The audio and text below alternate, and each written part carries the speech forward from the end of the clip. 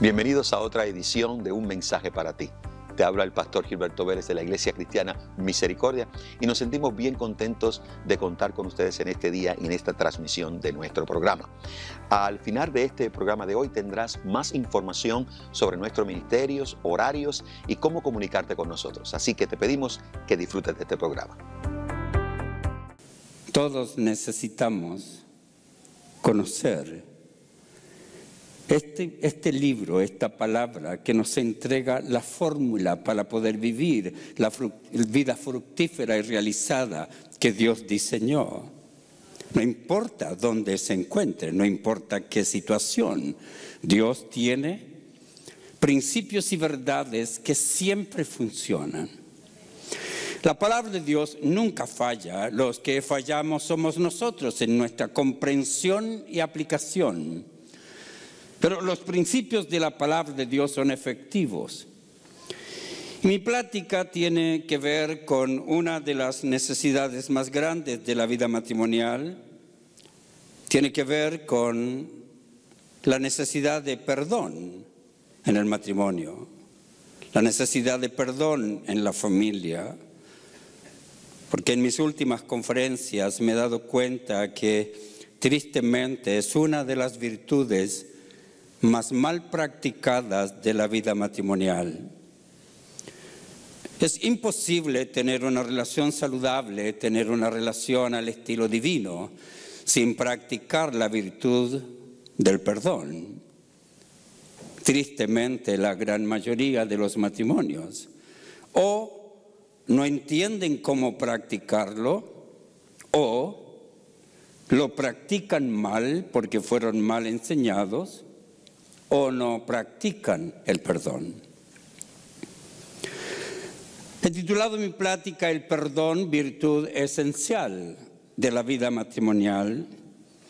Y me encanta la palabra de Dios. Por ejemplo, algunos versículos que dice Romanos 12, el amor sea sin fingimiento.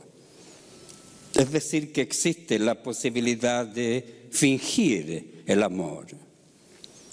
Pero la palabra de Dios nos pone los pies sobre la tierra para decirnos, el amor sea sin fingimiento. Ustedes no finjan que aman. Luego agrega, aborreced lo malo y seguid lo bueno. Esto es esencial también porque la persona no puede perdonar si no entiende que tiene que aborrecer lo malo y amar lo bueno. Nunca podrá hacerlo. Dice, amaos los unos a otros con amor fraternal, en cuanto a honra, prefiriéndonos los unos a los otros. Me encanta el versículo 17 que dice, no paguéis a nadie. Cuando la Biblia dice a nadie, es a nadie, incluyendo su cónyuge, incluyendo sus hijos. Porque una de las cosas más sorprendentes de la vida como consejero es darse cuenta que hay personas que respetan más a sus jefes que a sus cónyuges. Nunca maltratarían a sus jefes. Hay personas que tienen más temor a sus pastores que a Dios, porque en sus casas practican cosas que no practicarían frente a su pastor, a pesar de que el pastor no está presente, pero Dios sí. Hay personas que lamentablemente no han aprendido a vivir de la forma que Dios te manda.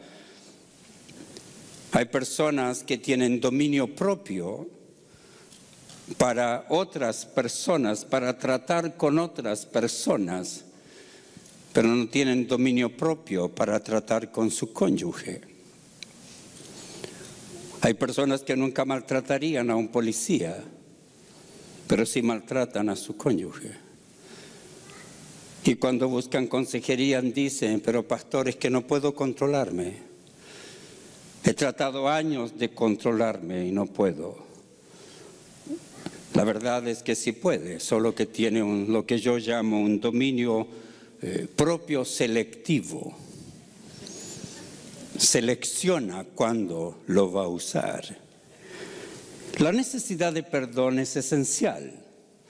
Es esencial porque somos personas que tenemos conflictos. Dice el versículo 17, no paguéis a nadie mal por mal. Procurad lo bueno delante de todos los hombres. Y me encanta el versículo 18. Lo que le dije me pone en un mundo real. Cuando dice, si es posible. Note, no siempre es posible.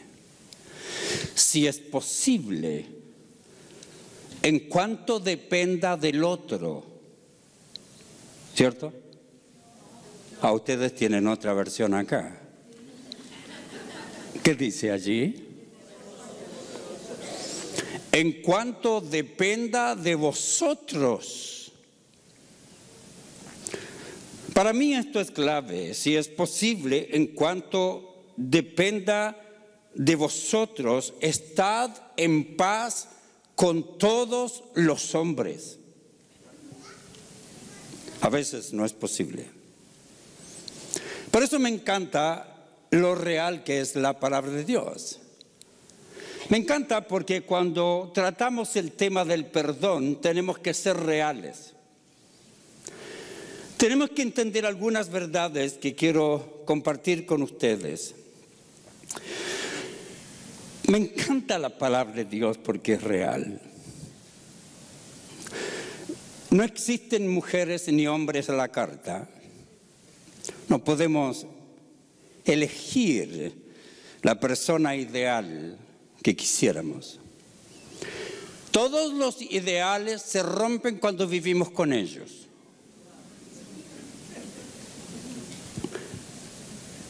Por eso me encanta la Biblia, porque me dice la verdad.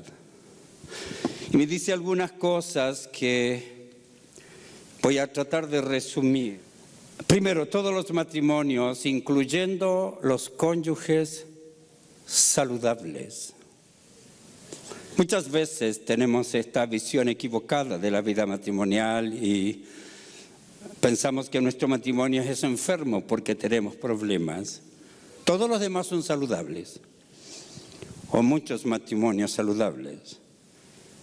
O vemos al matrimonio que va a nuestra casa bien vestido, todos amables porque están visitando, no van a ponerse a pelear frente a uno.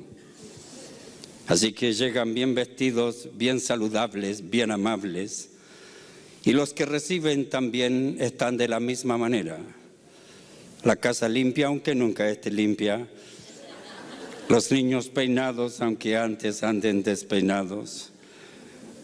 El marido amable, la mujer amable, todos amables. Se juntaron los amables, hipócritas. Y luego cuando nos separamos, se va una pareja y la que se va le dice el cónyuge al otro, ¿te fijaste cómo era el marido? Debería ser como él. Y los que se quedaron en casa exactamente lo mismo. No es verdad, queridos. No existe matrimonio sin problemas. Los matrimonios que tienen problemas no son matrimonios enfermos. ¿Me entendió?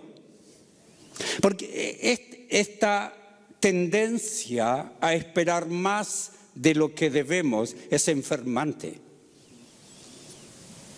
Si usted vive esperando tener una esposa o un marido a la carta, no existe. Esta tendencia a creer que el matrimonio es enfermo porque tiene problemas, no es verdad. Porque aún los cuerpos saludables se enferman. Su cuerpo no es saludable porque nunca se enferma, sino porque tiene una capacidad de autodefensa. Capaz de enfrentar las cosas que llegan, que le enferman por unos días, que le enferman 5 veces al año. Su matrimonio es igual. Por favor, no crea que porque tienen un conflicto al mes, su matrimonio es enfermo. Es normalito. Porque los matrimonios saludables también tienen conflictos. Los matrimonios enfermos son aquellos que tienen conflictos y los cónyuges tienen tan mala actitud que no quieren solucionarlos. Aprender a vivir es lo que Dios demanda de nosotros y tristemente hay personas que nunca han aprendido a vivir en su vida matrimonial y por lo tanto no han crecido ni han descubierto virtudes que son esenciales. Todos los matrimonios, incluyendo los cónyuges saludables, cometen errores, pecados. Por favor, no piense que su matrimonio es enfermo porque su esposa se equivocó. Todos los matrimonios, incluyendo los cónyuges saludables, cometen errores, pecados y por ello se hieren y por algunas faltas deben enojarse. Por favor, no cambien mis palabras porque dije por algunas. No dije por todas.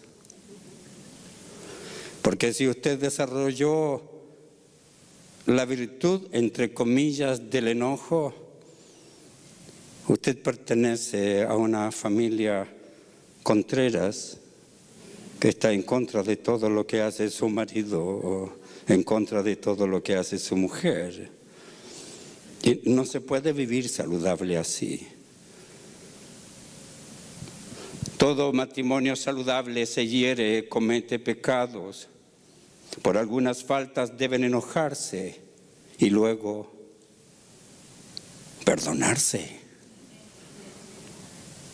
Si una persona solo se enoja, confronta el problema y sigue enojada, tiene un problema, serio problema. Enferma ese problema, daña la salud ese problema.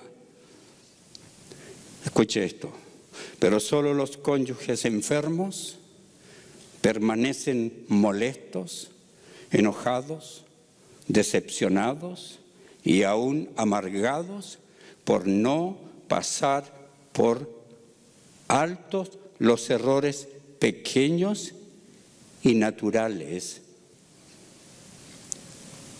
y no confrontar los que son serios. La persona se enferma cuando vive peleando por todo. De paso, enferma a los demás.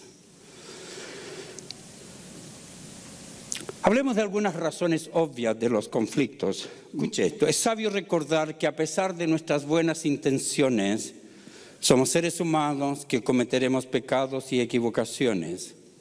Admitir nuestra realidad, prepararse para enfrentarla con conocimiento, enfrentar nuestra realidad con conocimiento, con una buena actitud, evita el fracaso y el sufrimiento. La actitud es esencial en la vida. La mala actitud destruye. Algunas realidades. Primero, lo queramos o no, los conflictos son parte de la vida de toda persona y por lo tanto son parte de toda relación matrimonial. No se asuste si en su matrimonio tiene conflictos. Segundo, existen importantes diferencias en la forma como debemos manejar las distintas acciones y experiencias naturales y conflictivas de las relaciones matrimoniales. Hay distintas formas de manejar porque son acciones distintas. Cuarta realidad. Existen diferencias que son inevitables, que demandan un alto grado de comprensión, que exigen ser respetadas y que no tienen que ser ni despreciadas, ni incomprendidas, ni eliminadas. Hay diferencias que son parte de nosotros. Hay diferencias que es un error molestarse para tratar de que se eliminen. Quiero que me comprenda aquello. Hay diferencias que es un error molestarse para imponer algo, para que se eliminen, porque son parte de la vida de una persona. La quinta realidad es que todos tenemos la posibilidad y debemos asumir la responsabilidad de prepararnos para aprender a manejar los conflictos y evitar que ellos nos manejen a nosotros. Le maneja el conflicto a usted cuando ataca a la persona y no el conflicto. Entonces el conflicto le maneja a usted. Le maneja el conflicto a usted cuando en vez de tratar de buscar solución, usted quiere meter presión para que la otra persona cambie. La sexta realidad es que debemos aceptar que los conflictos no comienzan en el matrimonio. ¿Ha escuchado eso? Desde que me casé empezaron los problemas. No, usted era un problema antes de casarse. El problema es que vivía solo o los demás no se lo decían. En realidad, los conflictos no comienzan en el matrimonio, sino en toda persona, independientemente de su estado civil. Recuerde lo que he enseñado en otra ocasión, no existe estado civil malo. No es que ser soltero es mejor que ser casado mejor que ser divorciado, o divorciado mejor que ser casado. No existe estado civil malo, solo cristianos inmaduros que no saben vivir en su estado civil. Es esencial comprender aquella verdad porque los conflictos no comienzan en el matrimonio, sino en su vida. La séptima realidad es que sea que usted lo acepte o no, todo cónyuge tiene conceptos equivocados con respecto a lo que es el matrimonio y todo cónyuge ha vivido experiencias traumáticas que dominan su presente. Es triste, pero es verdad. Hay personas que viven los efectos de traumas del pasado. Todo esto enferma a la relación, pero el más grande problema para mí es la falta de perdón. Porque si existe una falta de perdón en una relación que hemos descrito como imperfecta, de personas inmaduras, de personas con defectos, con pecados, que nunca se van a terminar, de personas diferentes, que hay cosas que tienen que cambiar porque afectan la relación matrimonial y hay cosas que no tienen que cambiar. Lo que tiene que cambiar es la otra persona que se siente afectada por una diferencia. Así que todo esto trae un mundo en que existe conflictos, dolor, que un pecado trae dolor a la otra persona, que una falta, un error. Pero también hay personas que se hieren por toda. Hay personas narcisistas en la relación matrimonial, todo tiene que girar en torno a sus gustos. Lo que él quiere, lo que ella quiere, cómo quiere, dónde quiere, qué se hace. Todo tiene que ser en torno a ese narcisismo que se ha desarrollado. La falta de perdón lleva a una inhabilidad de amar a Dios genuinamente. No se puede amar a Dios bien cuando yo no sé perdonar. ¿Cómo vamos a amar a Dios a quien no podemos ver? ¿Y cómo no podemos amar a quien podemos ver? Una inhabilidad de amar a Dios genuinamente no puede ser que una persona sea un hijo de Dios y no perdone. Una inhabilidad de relacionarse con Dios saludablemente. Si perdonas a los que pecan contra ti, tu Padre Celestial te perdonará a ti.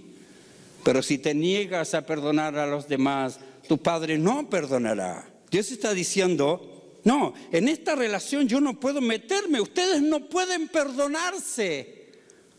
No está diciendo que Dios no le va a perdonar ningún pecado si usted no perdona algo, no, Él está hablando específicamente de la relación interpersonal. Dios está diciendo, oiga, perdónense ustedes, porque si ustedes no se perdonan, el apóstol Pedro dice, si ustedes no saben vivir bien, sus oraciones son estorbadas. ¿No es cierto? La persona que no perdona también contrista al Espíritu Santo. No entristezcan al Espíritu Santo con la forma que viven. Recuerde que Él los identificó como suyos y así les ha garantizado que serán salvos en el día de la redención. Y note lo que dice luego, líbrense de toda amargura, furia, enojo, palabras ásperas, calumnias, toda clase de mala conducta. No entristezcan al Espíritu Santo.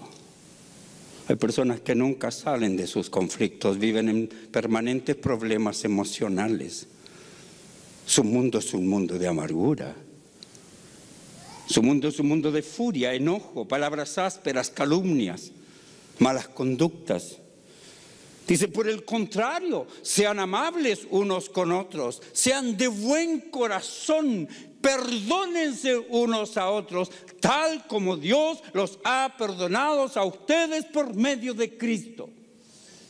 El perdón es una orden divina que debemos cumplir y no depende de los sentimientos que experimentamos, sino de la obediencia que tenemos. Comprenda aquello. Una vez más, la más grande lucha de un cristiano es dejar de vivir basado en las emociones que experimenta. Tiene que comenzar a vivir basado en las convicciones que tiene, en todo. Si el perdón es una orden divina que debemos cumplir y no depende de los sentimientos que experimentamos, sino de la obediencia que debemos tener. Segundo, el perdón no es condicional, es incondicional. Nuestra obligación es perdonar aunque no exista arrepentimiento. Extraño, ¿no? Así que cuando la palabra de Dios me muestra que mi perdón no es condicional, sino incondicional, que mi obligación es perdonar, exista o no exista arrepentimiento. Si alguien me hizo daño, yo tengo que perdonar. Pero pastor, todavía no me pide perdón. ¿Quién dijo que tienen que pedirle perdón? ¿Quién dijo? ¿Dónde encuentra la Biblia? Ustedes tienen que perdonar si le piden perdón. ¿Dónde dice? Yo tengo que perdonar a la persona que me ofendió, aunque nunca cambie, aunque nunca se arrepienta, aunque nunca me pida perdón. Otro punto. El perdón personal no es para sanar, es para ser sanado. Sanamos cuando perdonamos y cuando pedimos perdón, aunque no nos perdonen. Es extraordinario este Dios. No puede ser que Dios haya dejado mi vida para que las acciones de los demás me enfermen, me amarguen. Él dejó la vida para que independientemente de lo que los demás hagan, me ofendan, me hieran, me pidan perdón, no me pidan perdón, yo pueda vivir la vida victoriosa que Él diseñó para mi vida. Así que sanamos cuando perdonamos y cuando pedimos perdón, aunque no nos perdonen. Siguiente punto. Nuestra obligación es basar la práctica del perdón en la revelación bíblica y no en las ideas humanas. La gente lo basa en sus ideas. No, yo no perdono porque va a volver a hacer lo mismo. ¿Y dónde dice que esa es la exigencia divina? Siempre que explico esta parte, las personas rechazan la idea, pero la razón es porque no tienen un concepto bíblico del perdón. Recuerde que la orden es divina, que Dios practica el perdón de la forma que lo exige. La Biblia nos muestra que perdonar significa cancelar la deuda, sea que la persona pida perdón o no. Nuestra obligación es perdonar bíblicamente, no de acuerdo a nuestras ideas.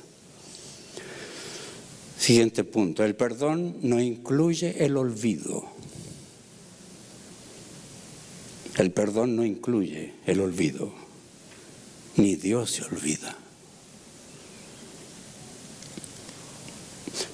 No es que la persona dice, el que perdona olvida. No se puede olvidar, usted no puede borrar de su mente. Lo que puede hacer es lo mismo que Dios. Es que si le pidieron perdón o pidió perdón, usted no le refriegue en la cara la falta nuevamente.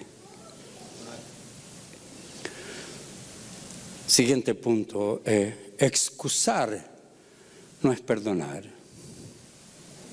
Excusar es poner, alegar una causa o razones por sacar libre a uno de la culpa que se le imputa.